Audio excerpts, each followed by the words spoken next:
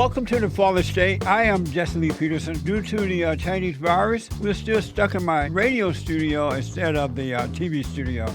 So that will change soon, I hope. Don't forget to hit the like button and the notification bell. I have with me an interesting guest. I was preparing for this show last night, looking at some of the videos. I'm like, wow, this is very interesting. I have with me Dr. Michael Shermer, Presidential Fellow at Chapman University and the publisher of Skeptic Magazine. He has a brand new book called Giving the Devil His Due. There it is. There it is. There you go. I can't wait to find out more about this book. Thank you so much for coming on. Oh, you're welcome, and thanks for having me. I appreciate that. Yes, you know, I saw or a tweet, I believe, that you tweeted that you tried the drug for preventing the Chinese virus. What drug was that? Oh, yeah, that's the hydroxychloroquine. It's a fairly standard malaria drug that people have been taking since the 40s, but apparently there's some anecdotal evidence that it might be a prophylactic against the coronavirus and or perhaps a treatment for it. Not a cure, but a treatment to lessen the symptoms. We don't have the gold standard randomized clinical controlled trials, but there's enough evidence that my doc told me. My doc also happens to be a good friend of mine and one of my cycling buddies, and he's like, "Hey, I'm taking this stuff just in case because, you know, I work at a big hospital and you might want to try it." So he wrote me a script and I tried it for 2 days. You know, I feel fine. I don't have it. So I was just trying it and I didn't like the way it made me feel. It's pretty toxic stuff. My wife said she could smell it coming out of my sweat when I went on a bike ride. Yeah. So that's not good. And I could tell in my body, I'm pretty sensitive because I work out every day, you know, the kinds of foods I eat and meds I take, you know, and I thought, you know what, I'm just going to hang on to the bottle of pills. If I get coronavirus, I'll slam these down and see if that helps. But until then, I'm going to wait. So, you know, and, you know, Trump's been getting hammered for promoting it, but what if it turns out it works? I know. Then, you know, then if he hadn't done that, he'd be criticized for that. You know, this whole thing has become so polarizing. You know, my book is really quite fair to both left and right. I'm critical of both. I praise both left and right. You know, I think now is a good time not to be so polarizing. I agree. Absolutely. And because of it, I'm not sure how serious this thing is. I know it's happening, but I'm not sure how serious it is because if they would leave out politics and just focus on that for now, we can understand the depths of it. But you can't trust the media and others because they have brought politics into it. Some media have, not all, but most. Yes, it's disturbing. Trump's being accused of not shutting things down soon enough.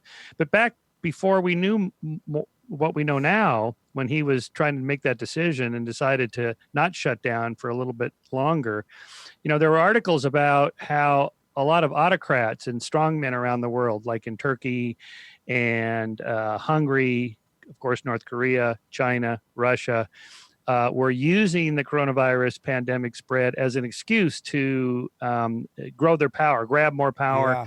you know, get rid of civil liberties and so on. So had Trump closed things down earlier, of course, he would have been accused of being a strongman autocrat trying to grab dictatorial powers. And now, of course, he didn't do that. And so he's being criticized for not doing it. I don't know why anybody would want that job. I mean, everybody hates you no matter what you do. I know. So it's rough. But I want to encourage your listeners to do follow Fauci. He's pretty reliable. He's pretty good.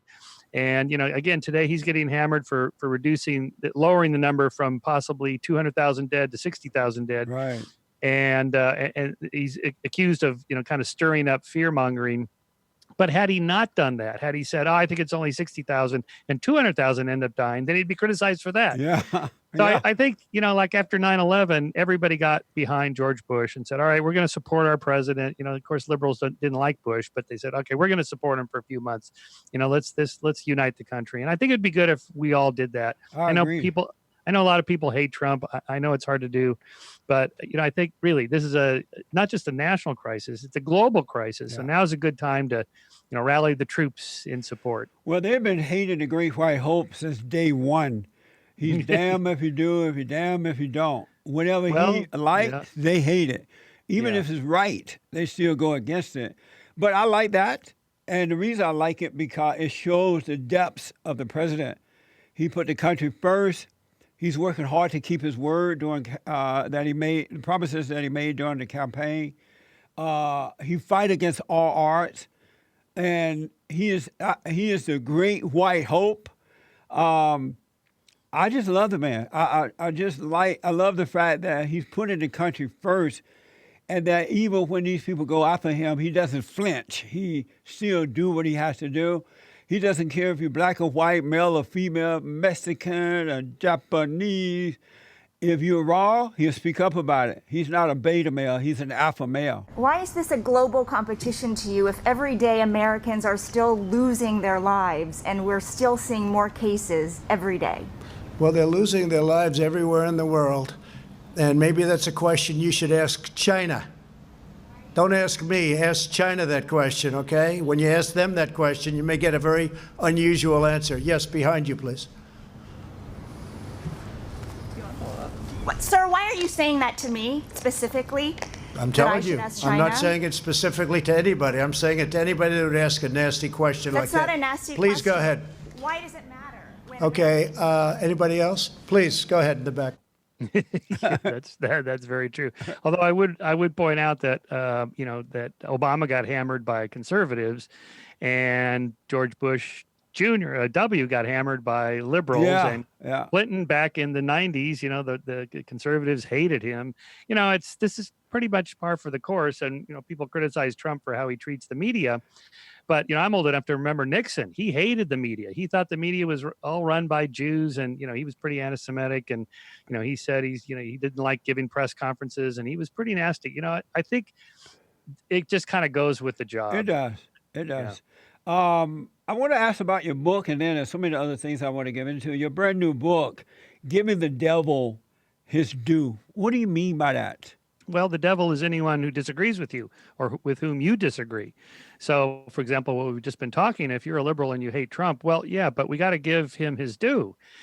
Well, even if you can't stand him, why? Well, because for my own safety's sake. That is to say, if I decide I think it's okay to censor people, to silence people, to cancel people, even in other countries, to jail dissenters. Like I was just watching this documentary on China last night. They're running a police state there that's as bad as East Germany in the Cold War, as bad as Stalinist Russia. They have millions and millions of people locked up that are just political dissenters, right? The moment you go down that road, even if you think it's right, like those are really bad, dangerous people, we need to silence them or lock them up. What are you going to do when you're one of the dissenters? Yeah. When you're not happy with the current administration, you want to protest, and they lock you up because the laws are in place that you supported. All right. Yeah. So we got to err on the side of freedom and liberty, free speech, free thought. Freedom of religion, freedom of protest, and so on. We have to do that for our own safety's sake. So that's the devil. Giving the devil his due is that we listen to people, listen to the people on the other side, and give them the benefit of the doubt that maybe they have something constructive to say. And maybe they're wrong. The other person you're debating with, maybe they're 100% wrong. But by listening, you strengthen your own position. You improve your own arguments. And like I tell most of my liberal students at Chapman University, who are mostly pro-choice, can you articulate the pro-life position? Right. Most of them can't. Yeah. They go, well, they just hate women. No, that is not the arguments that they make.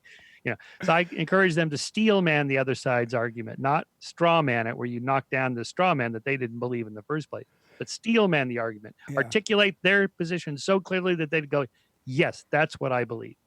I noticed, though, with the fallen Messiah, Barack Obama, the conservative did not hate him. They disagreed because he was a socialist, and he was anti-America, anti-Christian, Christianity, I would disagree with that. Yeah, I would disagree with that. He was very weak. He was very weak. The first thing he did was to go around the world apologizing for the greatness of America. So they recognized right away that he was a socialist. So they didn't want it. But with the great white hope, President Donald Trump, they hate him because he's a straight, conservative, white male, a Christian white male of power. And that's the last thing they want in America today. Well, Obama is a Christian. And I doubt that. And an American. And you doubt that? Yes. You do? Obama hates Christians. Oh no, I don't. I have to disagree with He that. he seemed to go more with the Allahu Akbar people. I noticed I that don't he know. stood up for them and didn't stand for Christians.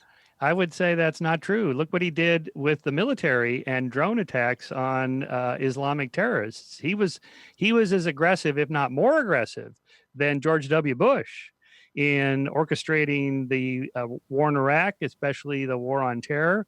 You know, with the WikiLeaks, we now know that, you know, when Obama was elected, he said he's going to be the president of transparency and we're going to get rid of this surveillance state. He didn't do that. He ramped up the surveillance state that George W. Bush started.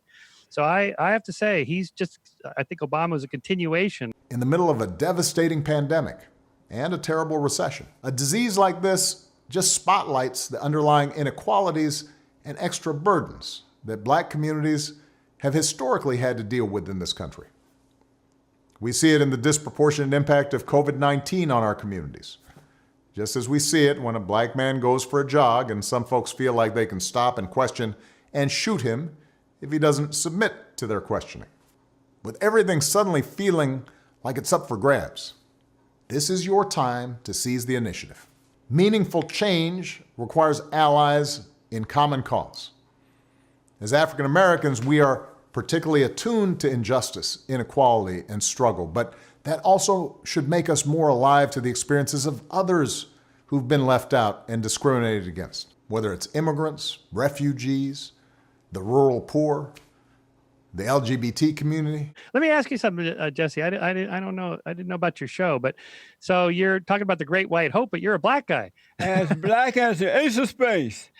So square that circle. How well, do you I grew up on a plantation down in Alabama, right outside of Montgomery, Alabama. I grew up under the Jim Crow laws, and during that time, Black Americans didn't hate. You know, they didn't hate the white people. They were not blaming white folks. You had Black families together, both parents together, grandparents, and they taught you to work. And even though we were working on a plantation, we were taught to work and respect one another, treat people the way we would like to be treated.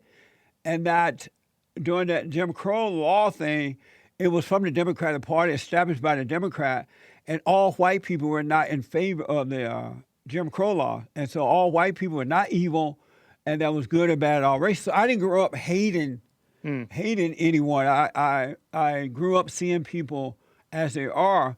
But when the Civil Rights Movement started, which should have never happened, they turned Blacks away from God, away from family, away from the country, and they started using Black people for their own personal gain. And it's just been downhill for Black people. So I'm about the person, not the color. Oh, me too. Absolutely. Dr. King's dream of judging people by the content or the character, not the color of their skin. Well, but they took his dream and turned it into a nightmare. I would point out Dr. King was a Christian. Yeah, he was a real one. Baptist minister, yeah. And Malcolm X was, of the Nation of Islam until the end. So it's not like the Civil Rights Movement was not a religious movement. It very much was, at least in part, motivated by religious morals about the equal treatment of people. But it turned to be fake, though. Only Dr. King was a real Christian. The rest of those so-called civil rights leaders was children of the lie, meaning that they were children of the devil. I don't know what that means. What does that mean? Children of the devil?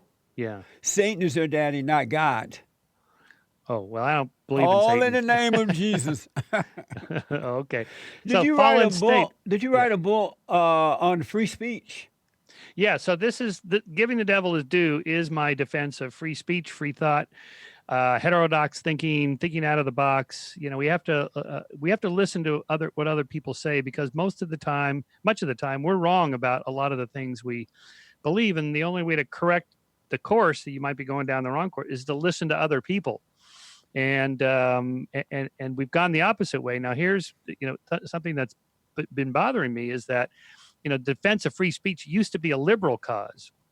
People on the left champion free speech and free thought, going back into the 1960s and the free speech movement on college campuses like UC Berkeley and so on. Now liberals are trying to censor people, particularly in college campuses, and it's conservatives that are defending free speech. And I'm like, what the heck happened here? Would you? Oh, why did you say as a black man? Why am I speaking this way? I'm just curious because I've always thought of Barack Obama being elected president twice was a sign of moral progress. Like, okay, things aren't perfect for African Americans here, but the fact that we elected a black guy president twice is surely a sign that some of the prejudices have attenuated a fair amount. Oh, I see. No, when things got worse under Barack Obama, because he's such an evil man, and he promoted people like Black Lives Matter, a far less liberal, radical, agitative group that support. Well, some of them were radical, but yeah. What do we want? Kill cops. When do we want it now? Dead cops. When we want it now?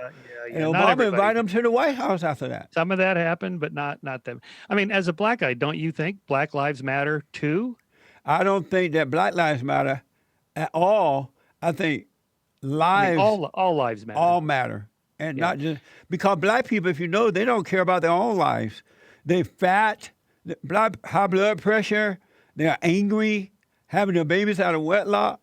Black women and black men don't respect one another. They hate all white people, and they hate the Mexicans. They love being on welfare, affirmative actions, reparations. Okay. They have no moral character. Those are sort of Fox News talking points. I think that's not true. Those are Jesse Peterson talking points. Okay, Jesse Peterson. Okay, fine.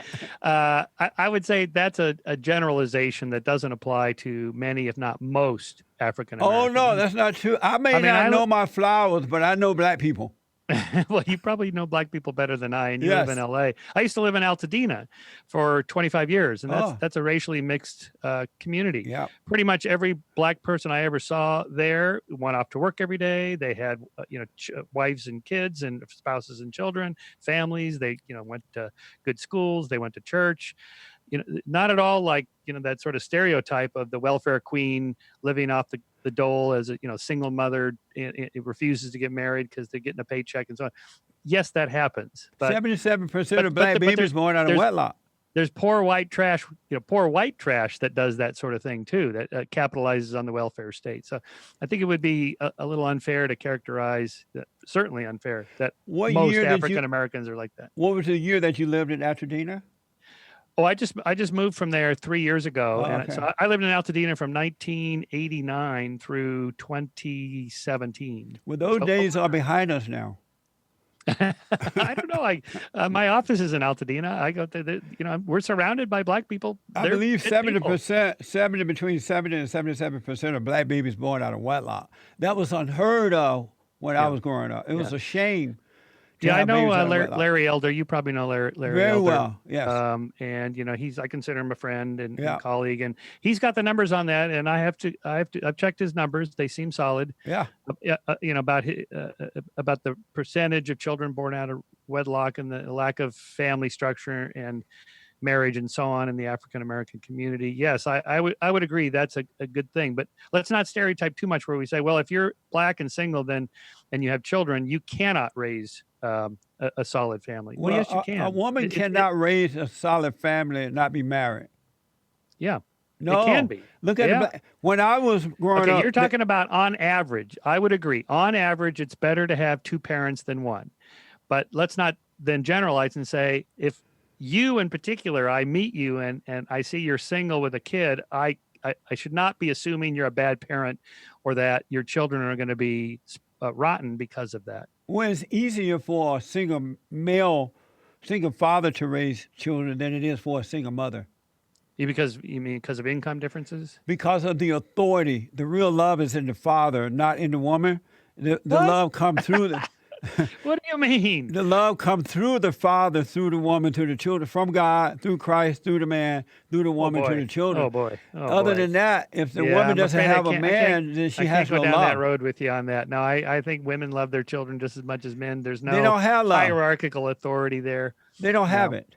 Well, first of all, I'm an atheist. I don't think there's any God sending authoritarian messages down. I want to get to that because you said some interesting things in one of your videos that made me think about things. Okay. So you are an atheist. What does it mean to be an atheist? I don't believe in God. That's it. I don't know there's no God, but I don't believe that in God. Oh, so you believe there might be one, but you just don't believe in Yep, him. there might be.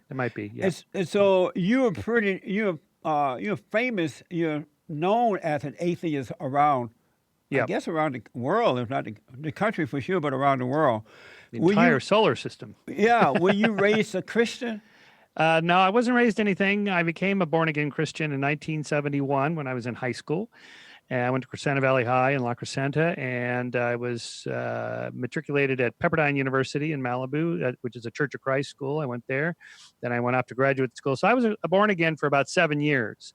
But I was serious about it. I mean, I was studying the Bible. I took courses at Pepperdine in the life of Jesus, the writings of C.S. Lewis. I read everything C.S. Lewis has written. I took courses on the Old Testament, the New Testament. These are required courses at Pepperdine. And I went knocking on door to door to witness to people. So I was, a serious evangelical. And then, eventually I lost my religion. But what happened? What happened to cause you to lose it? Yeah, that's the big question. Well, first of all, I was very troubled by the problem of evil, what's called theodicy. That is, why do bad things happen to good people?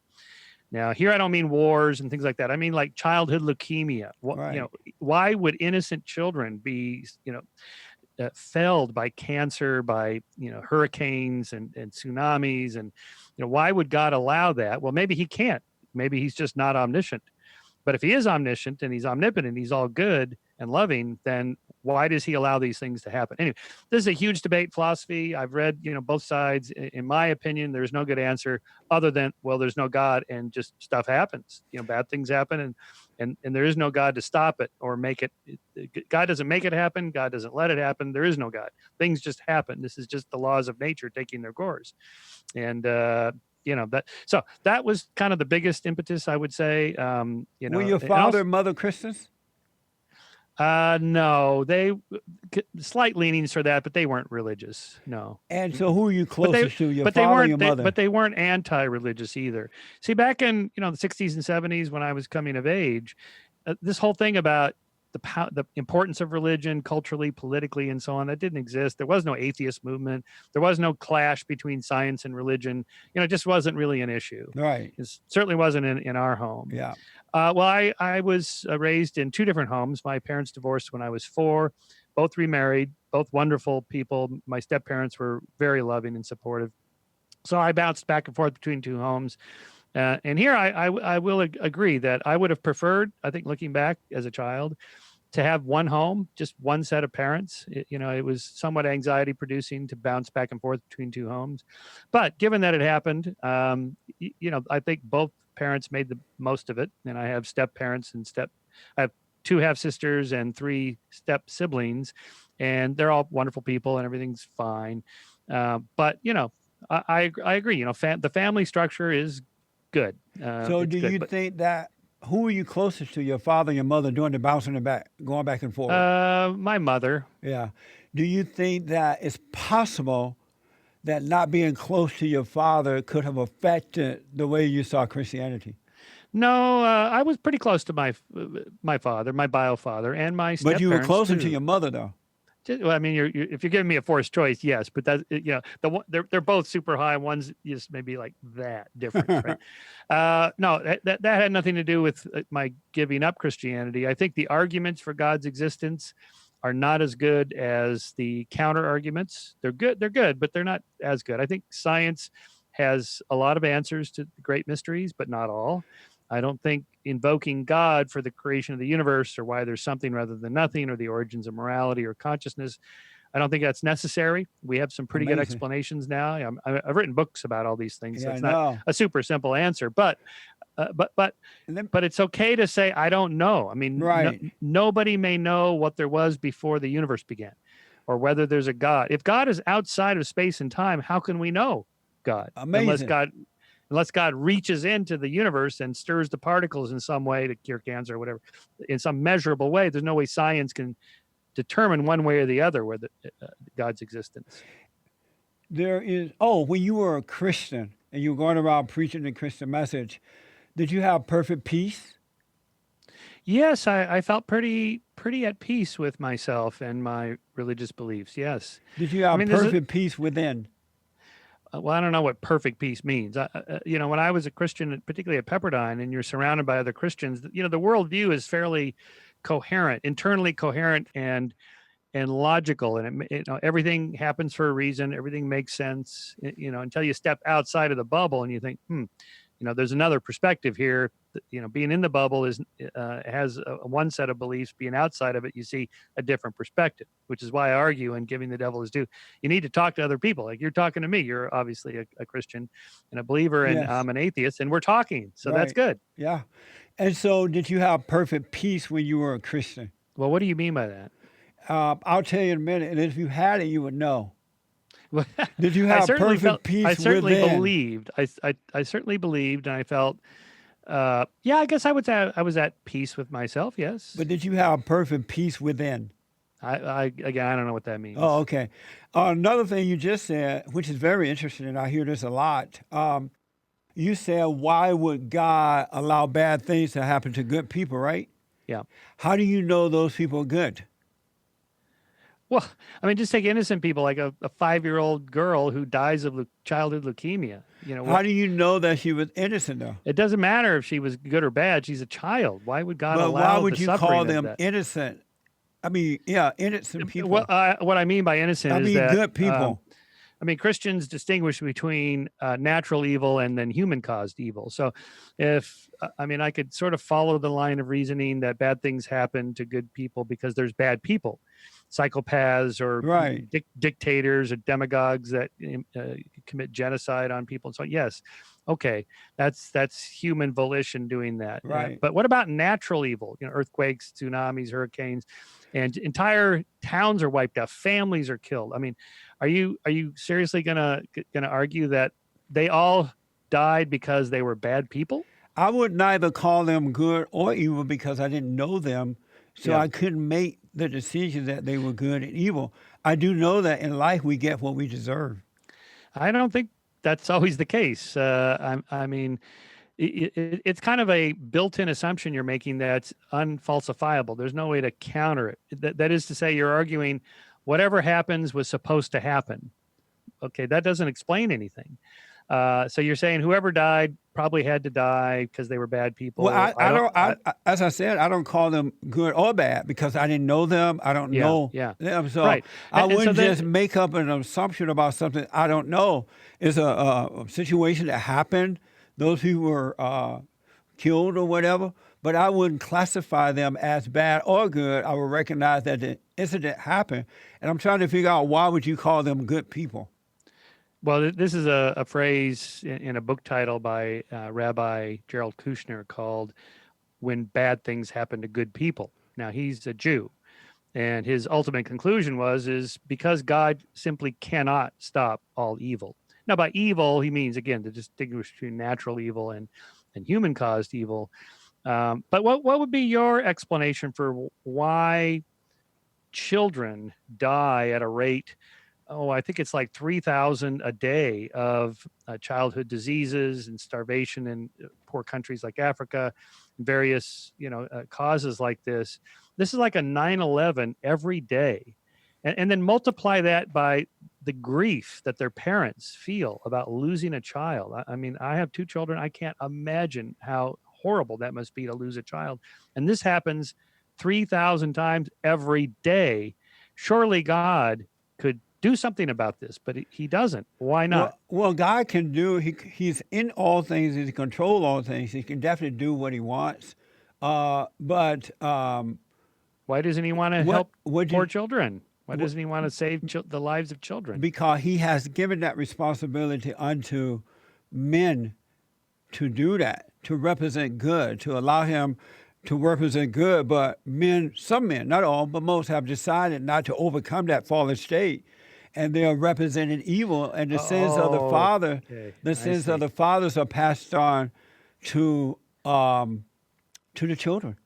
I couldn't figure out the name of your show. By fallen state, you don't mean the government. You mean the fall of mankind in the Garden of Eden. Yes. Okay, I see. Yeah. Yeah. Got it. And All right, so well, things like that happen because if the earthly father not going to protect and be that example and be the light to their family, they are putting their children at risk with those type of things. And so when you're living in the darkness, you're going to be in the wrong place at the wrong time, and things will happen to you. I don't know. It's a little too convenient. I mean, would you say that to parents who had a child die and they're grieving, they're in misery, and you would say to them, what? Hey, tough up. That's the way God wanted it. Or you were bad and you sinned, and that's why God took your child away. But I mean, you wouldn't say that. But it's not. God doesn't take them away. It's your own failure that takes. It's the God that you serve that takes them away. So God doesn't take life away like that. Even if I'm a failure, let's say I'm a terrible parent, why would God kill my own kid or allow nature to say, give my kid cancer? That's sort of imposing. That's sort of the sins of the father are loaded onto the shoulders of the child. That's wrong. But you got it wrong when you say that God is doing it. He's allowed it to happen, but he doesn't do it. It's a sin. It's a falling away from God that brings these things up on you and your family. But because let's say you serve a different God, and there's no love in him at all. Let's say you're born in some African country that's super poor, disease-ridden, and they're food deserts, and the children are just miserable and suffering. They're not Christians. Maybe they never even heard of Jesus. Why should they suffer? Well, the reason that they're suffering is because they do know of him. How would they know? There's in lots of people around the world who've never heard of Christianity. He's in all people, so they do know him. They just have, for whatever reason, decided not to return to him. And if you look at Mommy Africa is a wicked place because the blacks there are very wicked people. Mommy Africa, what are you talking about? Well, the blacks call it Mommy Africa. They said Africa is mommy. Oh, they call Africa Mommy Africa. But I don't call it that. It's a joke. But okay. All right. Okay. But if you look at the people, they worship everything but God. And so they're getting what they deserve. But what I'm saying is that no matter what happens, you claim the ultimate explanation. So bad things happen, that's the way it was supposed to be. Good things happen, that's the way it's supposed to be. Right. And so on. But that doesn't explain it. What's the difference between, It's the God that you serve. Between, say, Hitler and the innocent person in Papua New Guinea who never heard of Jesus because they've never encountered a Westerner? There are those people. That's why Christian missionaries go out on missions, because there's people that have never heard of Jesus. So you're telling me that when they die, if they've never been contacted by missionaries, say, what's the explanation for their deaths and misery and suffering? I don't know. So you said this priest wrote the book, why good people die or something? Yeah, the book is called... But the priest is making an assumption. No, it's a rabbi. The rabbi is making an assumption because he doesn't know these people. He doesn't know their circumstances. He doesn't know their hearts. And so he doesn't know that they're not getting what they deserve. He's making an assumption. But why? What's this? You get what you deserve. That for some reason, a 3-year-old who dies of a brain tumor, how are they supposed to know right and wrong? They can barely speak. They can barely walk. They're just children, tiny children. Why should they suffer and die? What did they do to deserve that? They couldn't have done anything. That's why you have to. They may be suffering the sins of their parents, but that's why you have to leave it as a don't know. That's such an immoral idea. I mean, that's a horrible idea. No, the sins of the father. But why lie to yourself and blame it on God? You don't know. The child has to pay for the sins of the father. That is so anti-justice and unfair. But that's based on what you think in your fallen state. No, okay, good. I'll take it, because you wouldn't want a judicial system that does that. You wouldn't if your father, robbed a bank and then he died and they go, well, somebody's got to pay for this. So it's you, Jesse, you have to go to prison. And you're like, I didn't do anything. I'm a good man. I'm a Christian. I'm a preacher. I want to move on because of time and there's so much I got to ask you. Yeah. But there's a difference between the justice system, the physical justice system, and the spirit of God within you. You can't compare the two. Well, I think there should be some overlap. That is to say, I want our state criminal justice system to be fair, that all people, black and white and different religions but it cannot be because you have for the most part, except for the Great White Hope, you have evil people running the system now. They have no love, and so it's impossible for them to be fair. Well, in the criminal justice system? You mean? Yes. What about when Republicans run it? Republicans have no love. The rightos will have no love. They're just like the Democrats. It's about themselves and not about others. Well, but so many people, and let's take someone like Senator Ted Cruz from Texas. I mean, Let's not do that. He's deeply religious. Oh yeah, right. You Jesse don't like Jackson Ted Cruz? too. He's your man. Okay, I thought you were a Republican. I am. Okay, I'm like 100% Republican, but I wouldn't trust let me ask you Marco something. Rubio as far as I can throw him. Oh, really? Yeah. What about? Okay. Well, let me back up. He's a righto. I'm curious to know how a religious person like yourself, a Christian, could vote for Trump, who's like the least religious president we've ever had. He is the most religious. You know, what about the Hollywood Access tape and the paying off of the mistresses on his third wife? All this. If that was Obama who had that background, you would be screaming into the mic, "Get rid of this guy! He's immoral."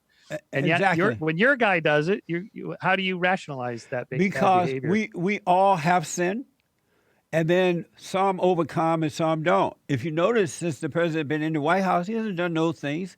And we all have sin, so we have a past. Some people overcome and some don't. This president is not doing those things now. Why would I judge him for the things he's done when they don't exist anymore? But isn't the real answer is that he's going to get you the judges you want to overturn Roe v. No, Wade? the real answer is that he's not doing those things anymore. So why should I judge him for now? For things that he's not doing? I'm just telling you, I was surprised. I have no right to hold that against him. It happened then, and it's not happening now. I'm just saying I was surprised that Christians like Ted Cruz or Marco Rubio didn't get the nod over Trump. Because they're rightos, they're weak. They're weak. Well, rhino. They're beta males. Republican in name only, rhino. That's right. Yeah. All right. So I got to ask you this. Since you don't believe in God, where do you get your morals from? Same place you do, from our internal nature, that we have we're born with a sense of right and wrong, and we understand that there is good and evil. This research by people like Paul Bloom at Yale University with little children, they have a sense of right and wrong. Clever experiments on this. So we're born with this sense, and then our culture tweaks it one way or the other. So, we're born into, say, late 20th century, the second half of the 20th century, we've inculcated certain values. Now, a couple examples. For example, before 1967, interracial marriage was illegal. As you know, the Loving Supreme Court case overturned that.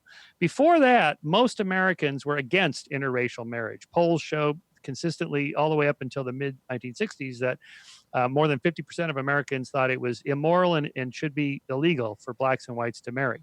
Nobody thinks that now. They think it, they're just not saying it. Well, hopefully they don't. There are black people, there are most black people and most white people think it. Whites are afraid to say it for fear of being called racist. Well, what do you think? And blacks are saying I can get away with it. But most polls show, even anonymous polls, where no one's going to know what your answer is. Most with white people, though. Most polls show, no, black African Americans too support. Not that they support.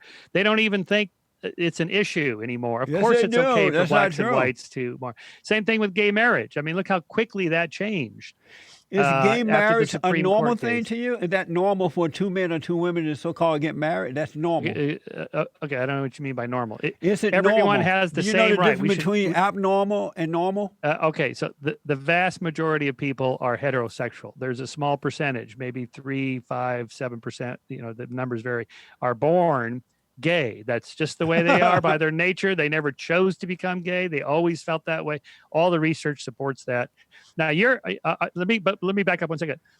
You're not against interracial marriage, or are you? I'm neither against it or for it. I understand why people do it, and so I'm not against it or for it. Well, they fall in love. That's a good thing. Well, no, they don't fall in love. Because you're a big proponent of marriage and family. So if a black and white fall in love and have a family, what's wrong with that? Well, I'm neither for, as I said, I'm neither for it or against it.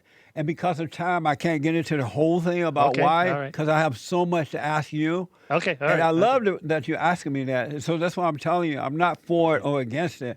Okay. I know why things happen. And people tend to do abnormal things when they're in a fallen state. If white people and black people were not in a fallen state, they would never get married. They wouldn't hate each other. They wouldn't discriminate like that. but they would Where- not get married. They're only doing it because they're in a fallen state. Where does And they're that trying say, to get away where, from the person that traumatized them. where is it in the Bible that says blacks and whites or races should not mix? Well, I don't know if it's in the Bible or not. I'm just telling you why they do it, and I'm not even against it or But you for just it. said you don't know what's in the heart of other people, people you don't even know. You don't want to judge them.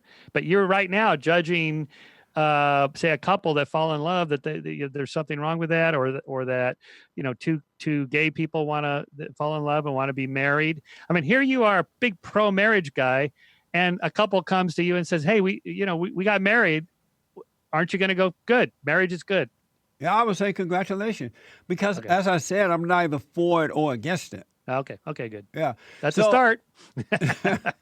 So I got to ask you this. Yeah.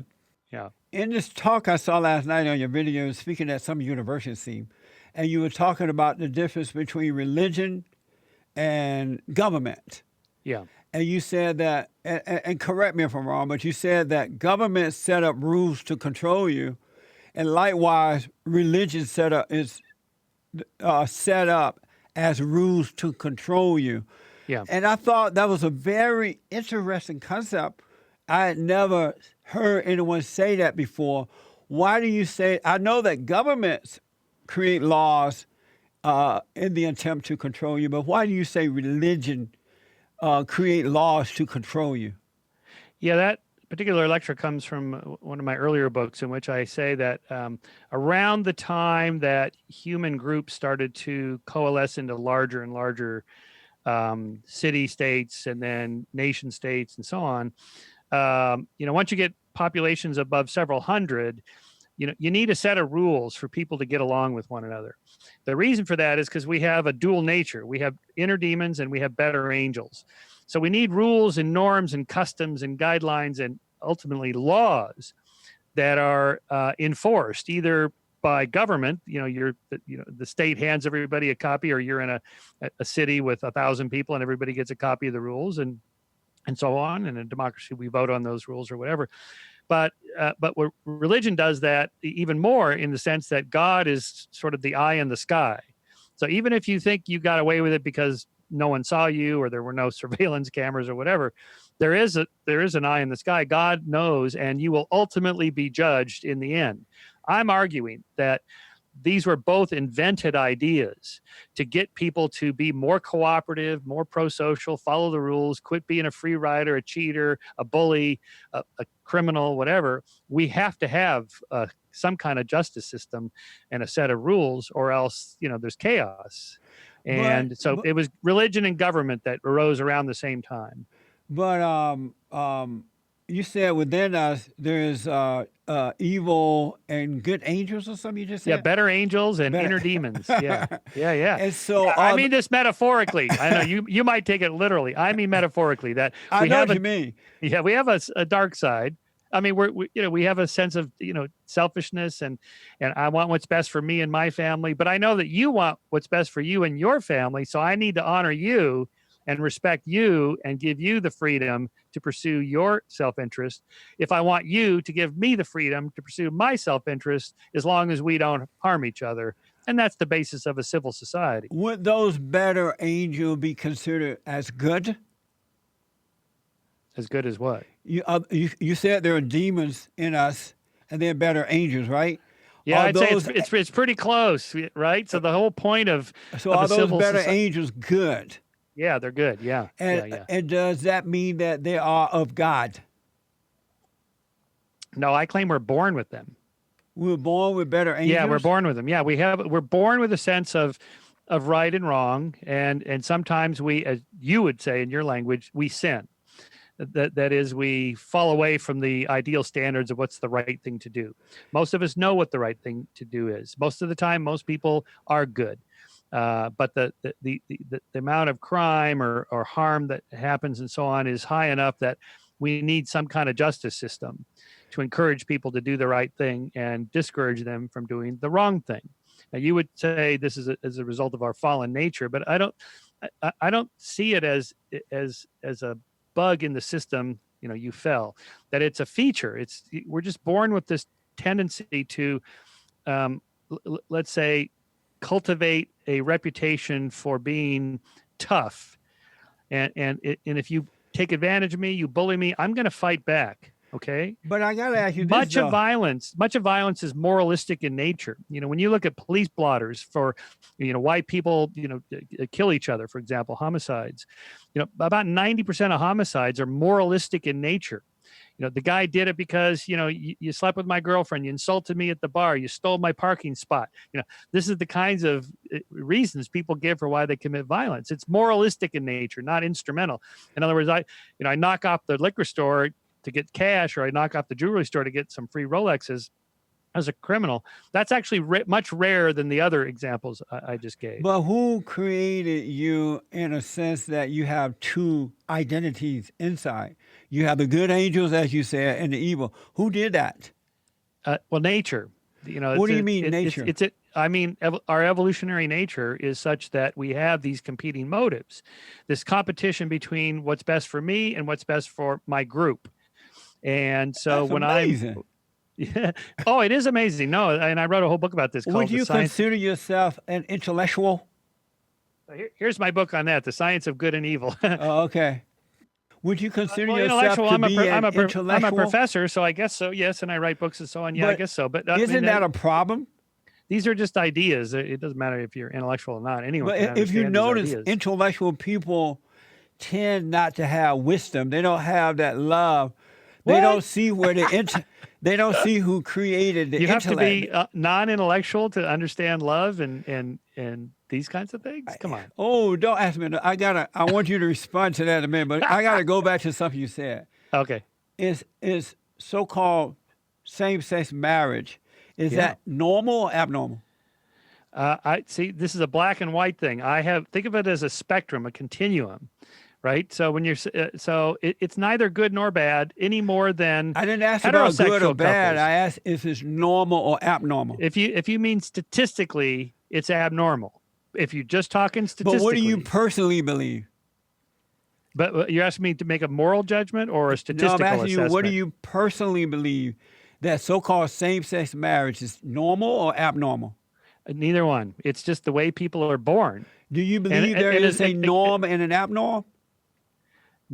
Again, statistically, you're asking me ethically, right? No, I'm just asking you your personal belief. Yeah. Do you believe personally, within your own heart, do you believe same-sex marriage is normal or abnormal? I would say neither. I would say if there has to be one. No, it doesn't. Because you're asking me normal or abnormal, not in a statistical sense, because in a statistical sense, I would say it's abnormal, of course, because it's a smaller number. Is there a norm or is there a norm and an abnorm? No, I would not. Ethically, I would not say so. Is there a right and a wrong? Okay, here, I'll answer your question. Here's what I think about same-sex marriage. All people should be granted the same rights under our Constitution. But that's not what I asked. Regardless of your skin color, who you like to sleep with, which bits you have, it doesn't matter. You're a citizen of the United States. You're protected by the U.S. Constitution. Period. You don't get to have. I didn't ask that though. That's a standard answer. I'm asking you, but ethically, here's what I think. In my heart, okay, you asked me what's in my heart. No, I'm asking you, is same-sex marriage, personally, to you, if same-sex marriage is a norm or an abnorm? It's normal. It's normal. And what makes it normal? Because if two people are in love with each other and they're not hurting anybody, then why not? And same thing with heterosexual and what is love?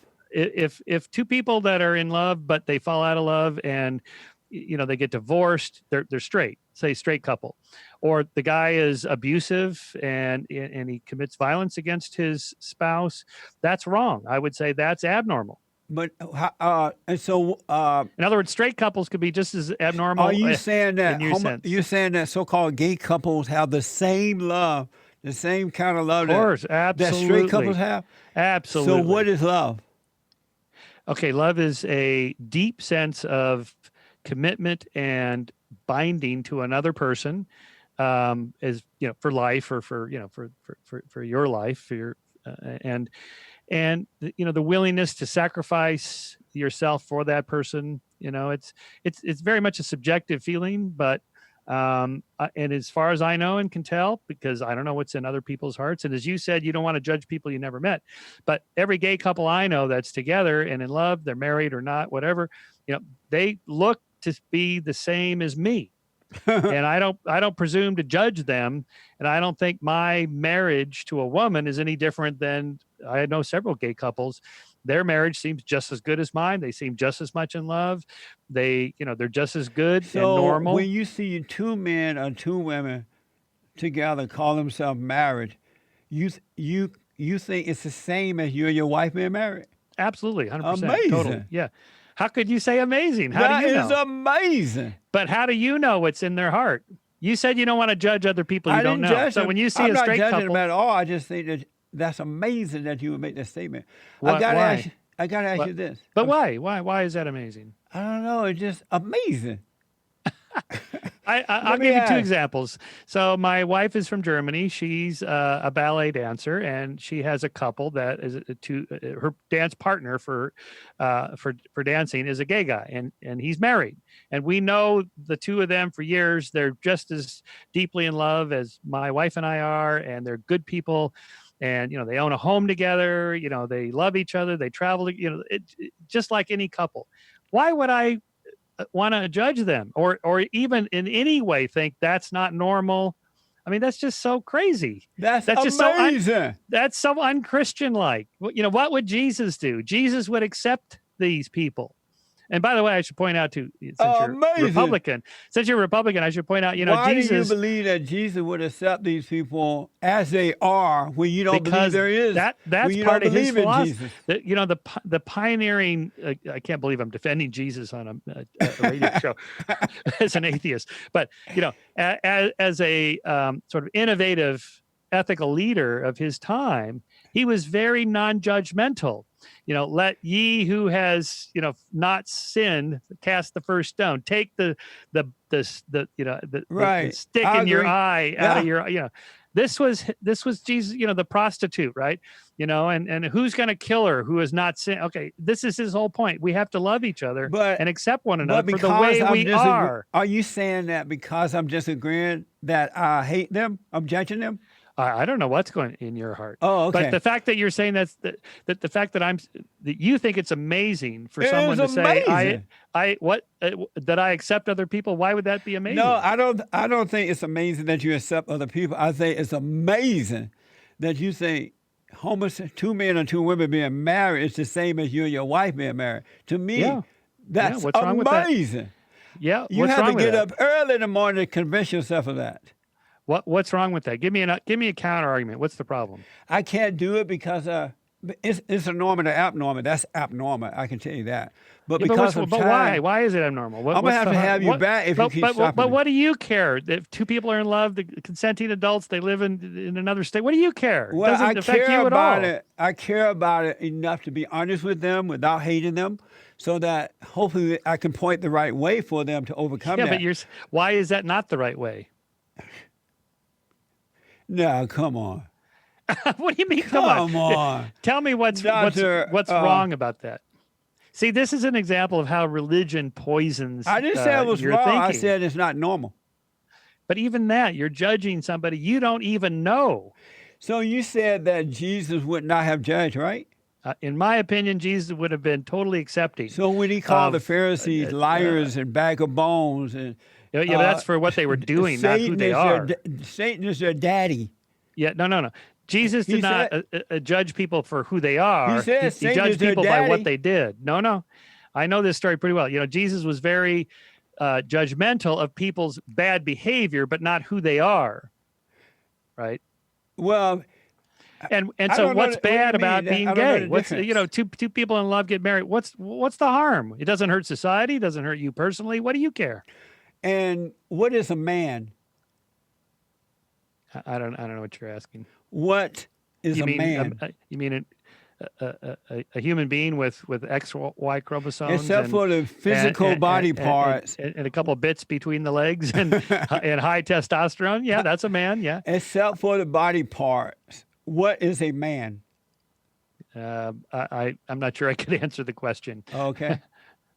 Do you love white people?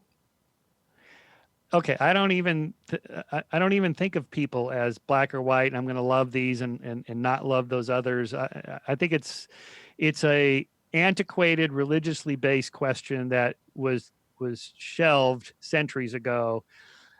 Even by most Christians would not. I think most Christians would find that question kind of offensive, really. How about you? Do you love white people?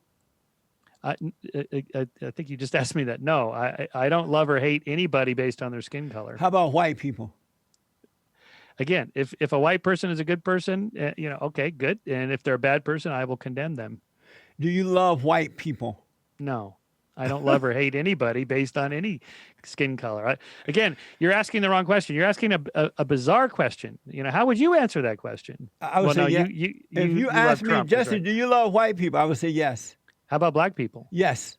Okay. Well, me too. I love everybody. But I just asked about white people. Well, yeah. Okay. Then the answer is yes. but the real answer is all people.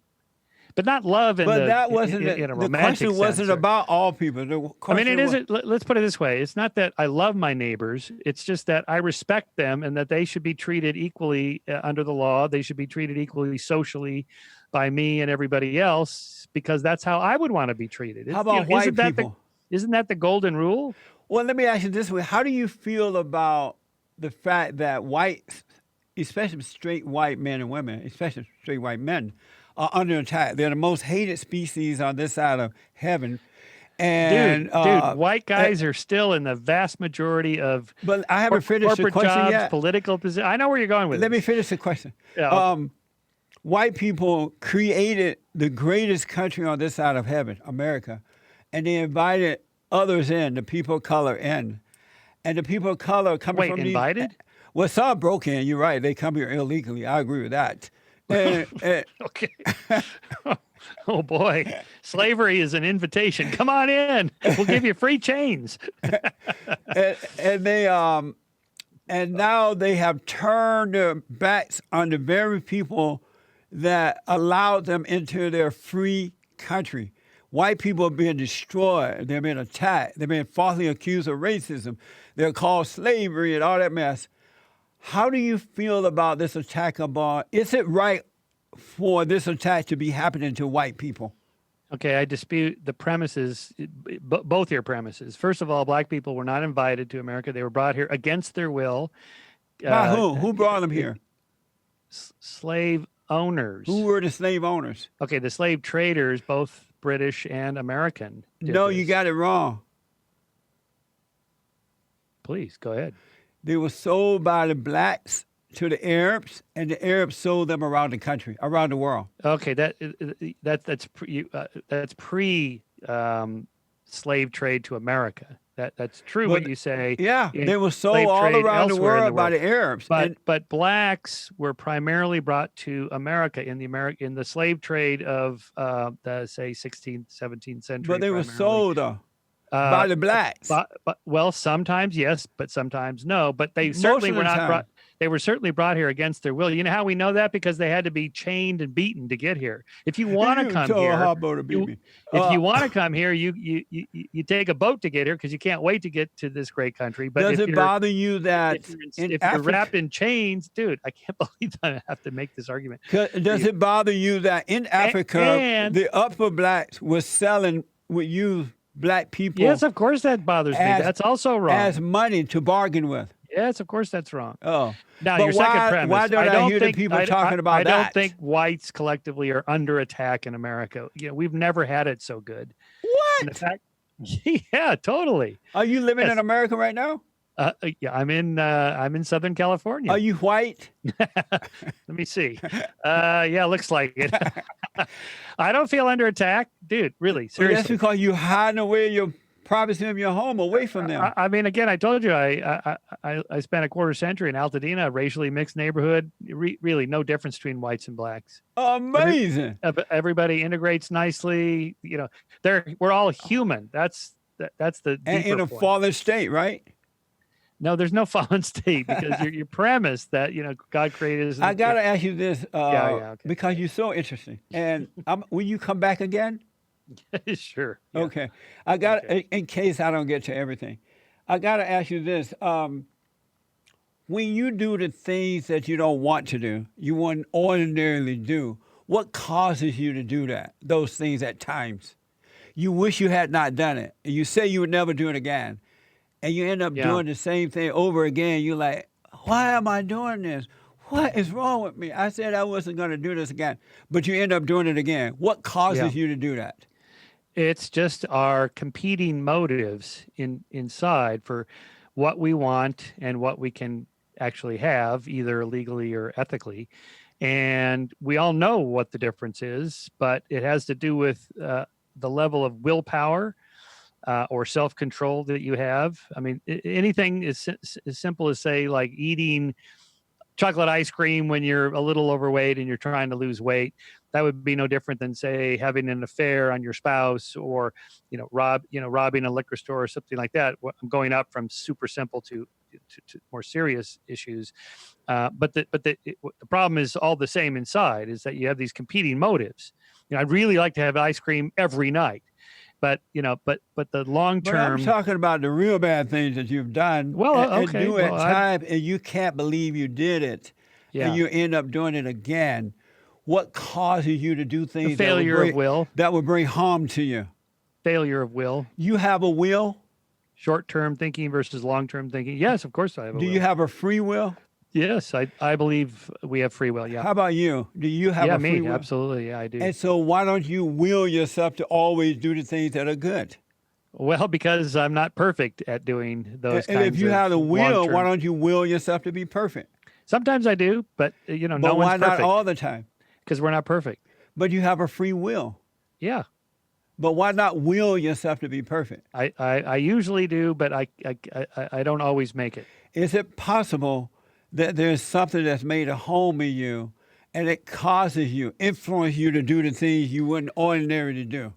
Well, that implies there's a little man inside me, a little mini me in there that's running the show, which would take volition and moral responsibility away from me and put it on the little man in there. That's what you're implying, is that there's somebody else in there pulling the levers. But that's not what I ask. I ask, is it possible that you could have something that's made a home in you and it causes you to say do that again, made a home? Within you, and it causes you to do the things that you wouldn't ordinarily do? No, because you're saying that in kind of a dualistic way, like there's a soul and then there's me. It's all just me. There's no other thing in there. So is it possible there's no ghost in the machine in there? So you will make your own self do things that you will regret later. Yeah, that's right. Yeah. In this way, because we have different neural networks in the brain operating sometimes in unison, sometimes competitively. So there is, say, the side of me that is very much motivated to have a nice, healthy body that's lean and muscular. So I work out every day. But then there's another part of me that goes, I really like chocolate chip cookies, and I'd really love to have one every night. And then the other part of me is like, no, Shermer, don't have that chocolate chip cookie, because in a couple of days you're going to notice it around your waist. Yeah, but I really want that chocolate chip cookie. So here I'm talking about this sort of competing motives inside of us in the same person. But I got to ask you this, and then I got to throw you on the hot seat, and I need some real fast questions answered. Do you create your own thoughts? Yes. How do you create them? Yeah, I don't know. But how do you know you create them then? Well, where else are they going to come from? How do you know you create them and you can't tell me how you do it? Well, there's things that we don't have full explanations for. How do you create and so on, and yet we still function in the world. The thoughts come from where I know not. And that's okay. So if they come from where you know not, how are you the creator? Well, who else would be the creator? But how are you the creator if they come from where you know not? You said, yes, you are the creator of your own thought.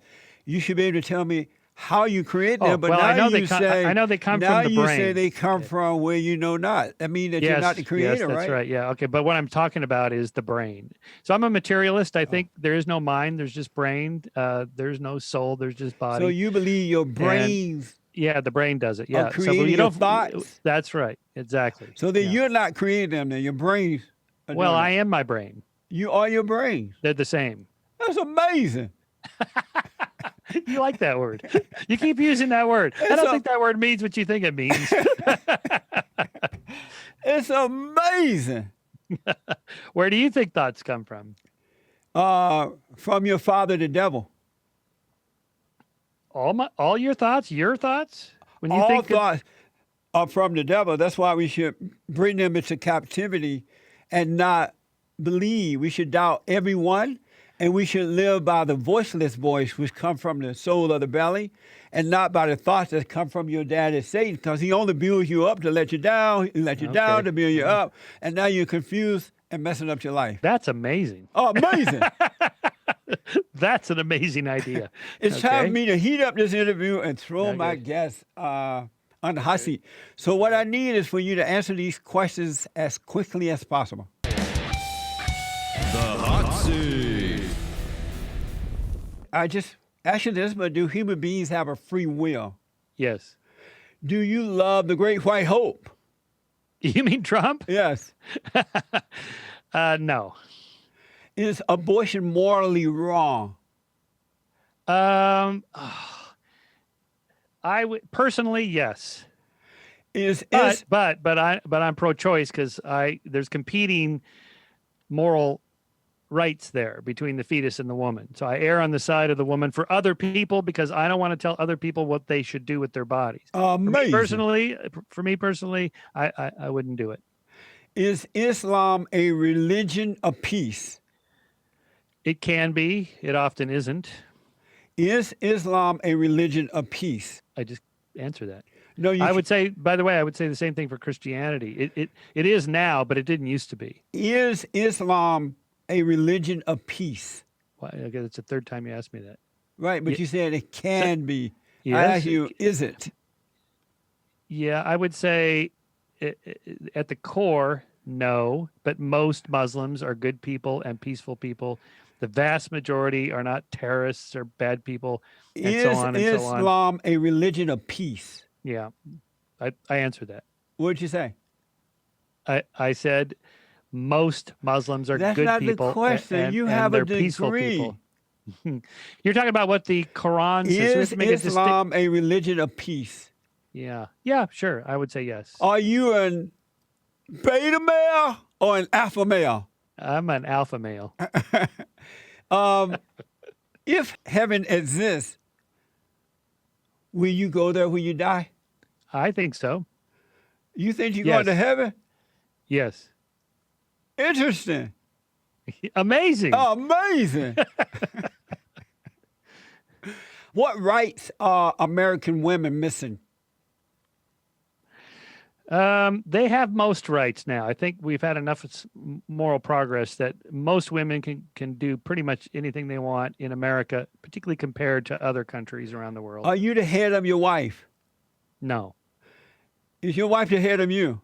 No. There's no head. It's a joint system. It just We're all married. It's a partnership. We're married. There's no hierarchy. But I thought you said you were an alpha male. I am. Well, why are you not the head of your wife? Because I'm not the head of anybody. She's her own person. Don't tell her. Don't tell your wife. Are you married? The last thing a woman wants is a man that's not the head of her. You see, that's such a religious, barbaric idea. A 5G cell phone towers dangerous? No. Is Joe Biden mentally fit to run for president? Yes. Should white people make more babies? I don't care. Should white people make more babies? No. I started White History Month in July, and this is our third year coming up this July. Will you celebrate White History Month with us this year? I celebrate every month for all races. How about White History Month? No, I don't celebrate. I don't even celebrate Black History Month. I don't celebrate any race month. Will you celebrate White History Month? No. Man, thank you for that. That was amazing. Tell the people how they can listen to you, read your books, and get all your materials. Skeptic.com and michaelshermer.com. And of course, Amazon has my books. Did you have fun? Yes. Dr. Shermer? Yeah, I rather enjoyed you, Jesse. I have to say this was one of the more unusual conversations I've had. I would love to have you back because I would like to talk about the intellectuals. I know whether they are preachers. They're intellectuals, yes. We're a race of people. Whether they are preachers who have gone to school to learn to be preachers or the academians in the secular world. I want to have a conversation with you about that. I realize something about that. Right, we'll do that. Yeah, we'll do that. Thank you so much for coming on. I absolutely appreciate it. Okay, send me the link when you post it, and we'll spread it around. I'll have my fans watch this. They're going to find this rather amusing, I have to say. I should say they're going to find it very amazing. Amazing. All right, Jesse. Thank you all for tuning in, folks. Bye-bye. Thank you, bud. Thank you so much. Isolated. Okay, bye-bye. All right, thank you folks for tuning in. Let me hear from you. Don't forget to like, follow, subscribe, share. We have the merch online and all of that, and I really do appreciate you. Thank you so much. See you next time. Next time on The Fallen State. How have you been? You've been through a lot. They seem to be leaving me alone, but that doesn't mean that I'm not still a target. Censor.tv just lost their Twitter account last week. And then yesterday, a fan page on Reddit was shut down. And you can't privately DM my URL to someone else. What is it about you that they want you out of the way? Well, I'm charming and funny, and they saw me start Vice. They saw me invent hipsters. They saw me gentrify Williamsburg. They saw me create the Proud Boys. They saw that become a global phenomenon. They go, this guy has influence. That might pull people away from the left and towards Trump. What can the president do to stop censorship? He can say, look, if you're going to be a totally free market enterprise, then you can't be treated like you're some sort of utility. And by the way, pardon the two Proud Boys that are in prison for 4 years for a fight with Antifa. Get fired, get in trouble, be brave, and never stop fighting.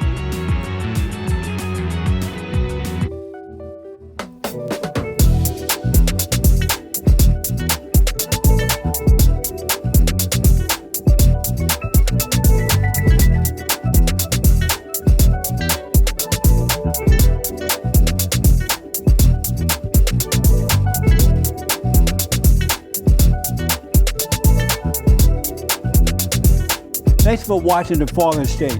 We need your continued support. Donate to my nonprofit here. Subscribe and like the videos here. And tell everybody and their mama about the show.